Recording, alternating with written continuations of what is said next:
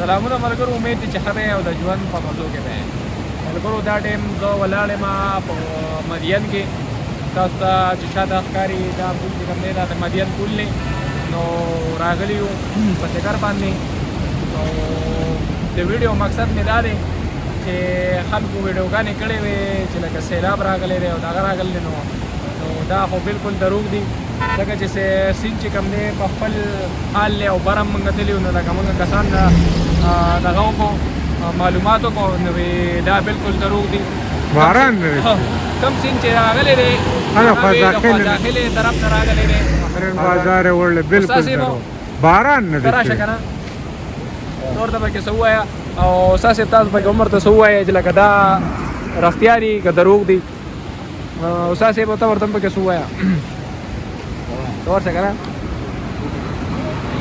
وایه. صدر صاحب ته مالک ته چې دی نه د ویډیو کې هرکلی وایم دا مدین موږ د پاسه ولاړ یو هغه تاریخي ځای چې دی هغه به راوکړل چې موږ مخکې ویلا کې تاسو ته ویلي چې دی نه محمد صاحب ته وګورئ کومه خبره چې شوې وه څنګه چې مخکې تاسو ته نشان وي چې دلته سیلابونه راغلي او خلک یې وړه دا خبره بالکل دلته نشته. دلته هغې سره باران نه دی شوی نه داسې خبره ده.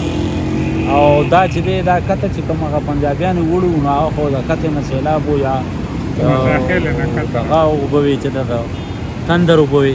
بهرحال د دې ځای نه بالکل سیند په خپل اصلي حالت کې به څه مسله نشته او په مخه راشه او موږ لاړو لکه بره پورې لاړو لکه کسان نه موږ معلومات هم وکړو. معلومات د یو بل نه تپوس وکړو هغه وایي چې دا دروغ دی مکمل صرف د دې لپاره چې خلک دې پلی نه راځي پلی لږ د دې لپاره چې دغه کوي او د خپل د هغه طرف د آبادولو لپاره د دې دورانولو لپاره یو کوشش کوي.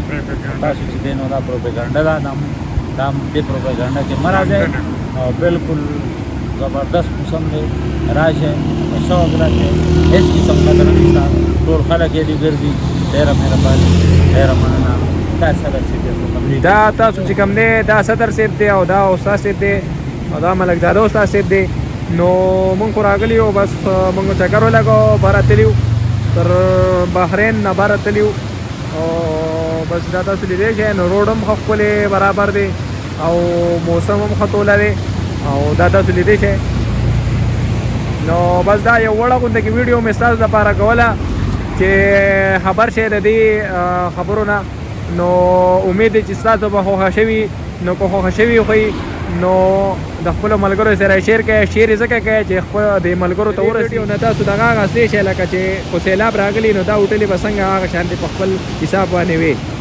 نو سیلاب بالکل نشته دی او تاسو خپلې چکرې چې کوم دي دا جاري ساتئ او راځئ او بارانونه خو ما ته هلته کې هغه او کوم چې وږي خرڅوي نو هغه موږ ته ووایي چې لکه دا بالکل دروغ دي. دلته کې بارانونه د سره شوي ویډیو شیر کړئ چې ملګرو ته ورسي.